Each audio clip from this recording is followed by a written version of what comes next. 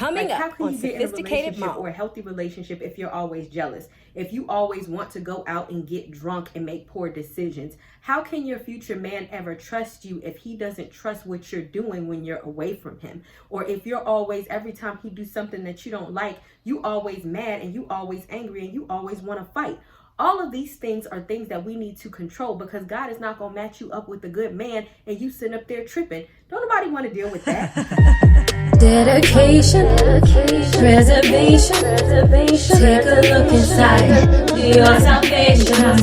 Do every good work, it takes patience, like a butterfly, transformation. What is up, guys? Sophia here, back with another video. If you are new to my channel, don't forget to subscribe and hit the notification bell so you can stay updated on all my videos. And don't forget to check the description box where I put my Patreon, where I talk about all things improving and leveling up your life. So let's go ahead and get on into the video today, and it's about why God is keeping you single, and we are going to be very honest about this. Reason number one, because he just can't give you to anybody, duh. And I know that sounds all willy-nilly and nice, and you're like, oh, Sophia, you're being nice. But hear me out. I have some actual biblical proof that I want to give to you on why that is. So when Abraham was finding a wife for his son Isaac, there were certain stipulations that he had to have for a wife. If you go into Genesis chapter 24, he wanted the wife of his son to come from his homeland. And then when he sent his servant out to go find Rebecca, he was like, man, how am I supposed to know who this woman is? And he said a certain prayer. And he said, and it said, now let it be the girl whom I say, please let down your jar so that I may have a drink. And she replies, drink, and I will also give you camel's water to drink. May she be the one whom you have selected as a wife for your servant Isaac. And by this I will know that you have shown loving kindness and faithfulness to my master. And before he finished speaking, out came Rebecca, and she did exactly what he prayed for. So what does this tell me? This tells me that Rebecca was actually set apart to be the wife of Isaac. How coincidental was that? And it's not even like she just became a nice person overnight. Like, literally, in order for her to have that integrity and to have that loving heart, that when she was to see somebody to say, you know what, let me offer him some water, and also let me offer some water to his camel, she had to be that person for real. And also she had to come from a specific homeland. So I don't believe that it's like, oh, Rebecca was just coincidentally had every attribute humanly possible that Isaac needed or that Abraham wanted for his son to have. I believe that God set her apart. So Rebecca might have been sitting there wondering like, dang, where's my man? This is whack. You know what I mean? But ultimately, God had a plan for her all along. And lo and behold, the person came from God knows where, because it wasn't like close, to come out and seek her specifically. My point is, you don't know what God is orchestrating behind the scenes. So if you feel like you've been dating people and things are certainly not working out with the people you've been seeing, dating, and you can't necessarily find somebody, or your person isn't finding you, then maybe God has set you apart for something better that you don't even know yourself, and you just have to trust that process. Number two, you might need to upgrade yourself. If you need to upgrade yourself, honestly, this is specifically what God has spoken to me about. And I'll also post my video about my upgrade.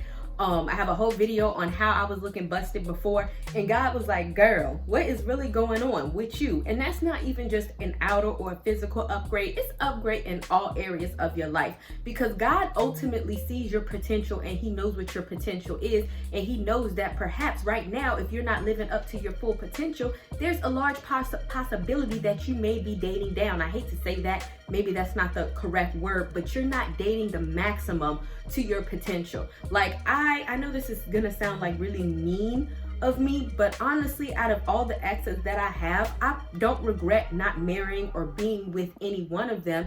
And as I got better and improved myself, the type of men that I dated also improved. So the reason why you may still be single, because God is like, you know what? I see your potential and I see what you're capable of, but you're not dating to that maximum capacity.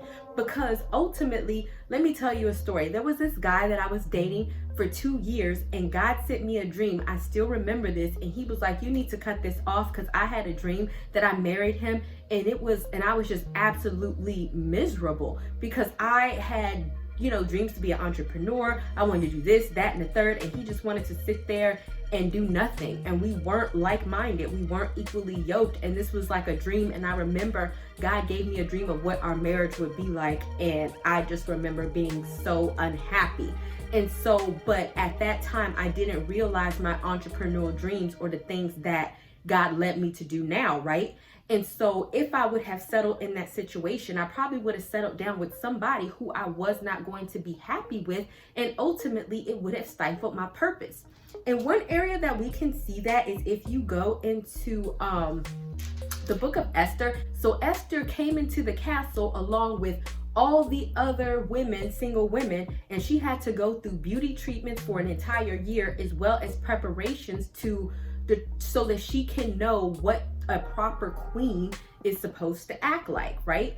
And so all in all, I guess what I'm trying to say is that Esther had to go through an upgrade. She was a regular person who was an orphan. She wasn't probably necessarily seen as a person who was going to become queen, but yet through this upgrade process, she became the person who became queen. And see, God had a king plan for her, and she didn't even know it. Do you think when she was out there sitting in the village doing regular old normal people stuff that she thought that, hey, in a year or so I'm going to be leading the country and I'm going to be a queen? No. But it wasn't like she could just come up off the street and do that. She had to go through preparation, and she had to go through an upgrade. And more than anything, God saw her potential to be queen even when she wasn't even in the castle yet. Sometimes you just have to be willing to submit to the process and go through the proper upgrades to maximize your potential so that you can get a guy way up here. And that's what I talk about in my Chase the Purpose and Not the Man video, is because I feel that when you are busy doing your life and being your best self, then a man will come to you because you are going after the path that God has for you, and he already has a man up there for you. But if you're too busy being down there, he's gonna be like, nah, I don't want to give you to these people. You meant to be up here and you trying to do the most. So upgrade yourself, go through the process of chasing the purpose and becoming the person that God intended you to be. Number 3, because you need to work on yourself. I know that this is something that we don't want to hear, that we want to sit up here and believe that we are the absolute most perfect person ever in life and that anybody would be happy to be with us. But at the end of the day, that might not be true. In fact, there might be a whole bunch of things that you might need to work on. And so I feel like a great place to start would be Galatians 5:19, and that talks about the works of the flesh. And so the works of the flesh are being sexually immoral, you lacking self-control, you being jealous, having anger, fighting people, fractions, drunkenness, riotous behavior. All this other type of stuff is the stuff that God does not want us to have. And ultimately, these are the exact things that you should not be bringing into a relationship.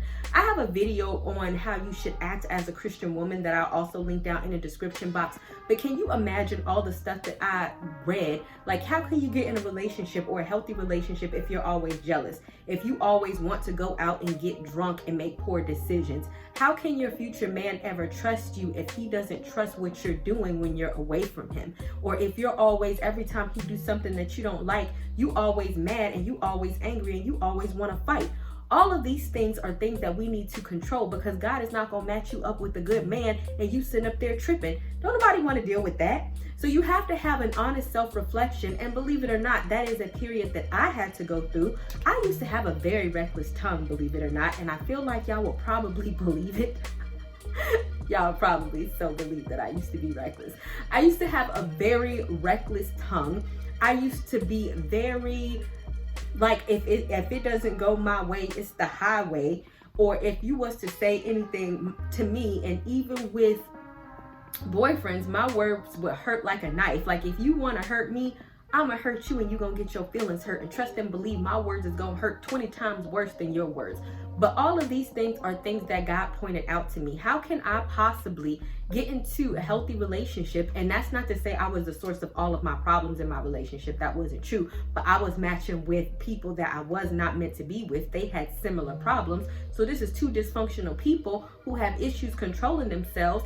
And it was like the reason why I wasn't getting a healthy relationship was because I was unhealthy and I had issues in relationships, and their unhealthy behavior agitated my unhealthy behavior, also adding on to more toxicity in the way that I was. And so things that they did, and they would probably do it on purpose, would cause me to be jealous. They would want me to get jealous, and I would feed right on into it.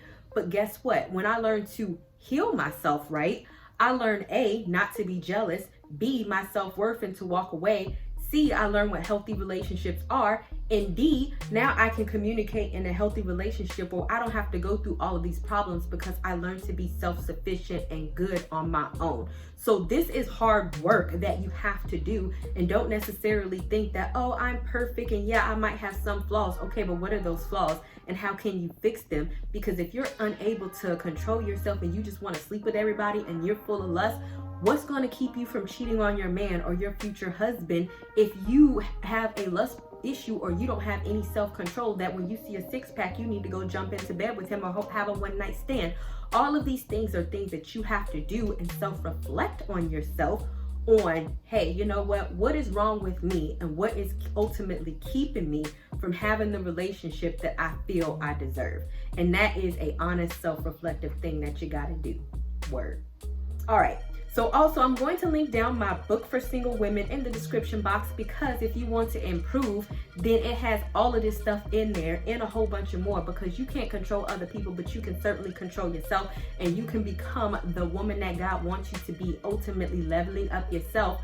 Also, remember my Patreon, and attract better relationships for yourself. Don't always feel like it's everybody else's problem, because any given day that you're on here, there's always something that you need to improve, or there's always something that you can improve about yourself. And understand that every single time that you do, you are attracting the right man that God wants you to have. All right, guys, I would love to know, what do you feel, or why do you feel God is keeping you single? And I will see you guys another day, another time.